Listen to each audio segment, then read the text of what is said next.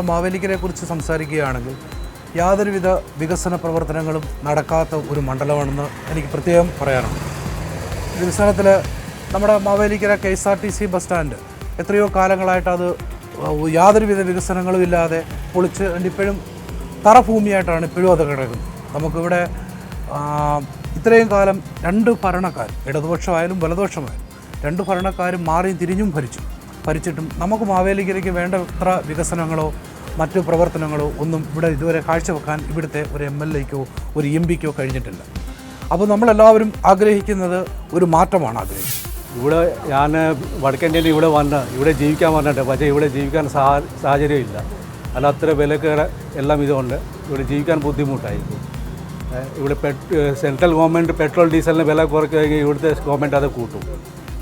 ഇതേ ഇവിടുത്തെ കാര്യം നടക്കുക. ഇവിടെ ജീവിക്കാനൊക്കെ ഭയങ്കര ബുദ്ധിമുട്ട്. ഇവിടുന്ന് ജയിച്ച് പോയിട്ട് അവിടെ മഹാത്മാഗാന്ധിക്ക് സ്റ്റാച്യൂടെ പോയിട്ട് മുദ്രാവാക്യം വിളിക്കാൻ മാത്രം അവർക്ക് അറിയത്തുള്ളൂ. നമ്മൾ നികുതി പൈസ കൊടുത്തിട്ട് അവിടെ ക്യാൻറ്റീനകത്ത് ചിലവാക്കിയിട്ട് ഇവിടുത്തെ വികസനമൊന്നും ചെയ്യത്തില്ല. അവിടെ പോയിട്ട് അവർ അല്ലെങ്കിൽ മുദ്രാവാക്യം വിളിച്ചുകൊണ്ട് വരും മോദിജിയുടെ വിരോധത്തിൽ. ഇത് നടക്കത്തില്ല. ഇവിടെ വികസനം വേണം. നമ്മളെ സ്ഥാനാർത്ഥി ഏത് നല്ല സ്ഥാനാർത്ഥി അവർ ജയിപ്പിച്ചിട്ട് നമ്മൾ വിടണം. അത് നമുക്ക് കാര്യം ചെയ്യാൻ ഒക്കത്തുള്ളൂ. ഇവിടെ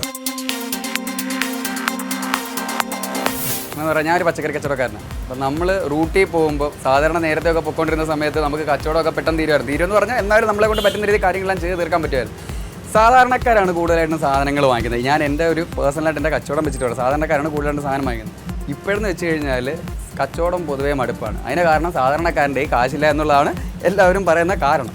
ഈ കാശില്ലാത്തതെന്ന് പറഞ്ഞു കഴിഞ്ഞാൽ പെൻഷൻ കാശ് കിട്ടുന്നില്ല, ഒന്നാമത്തെ കാര്യം.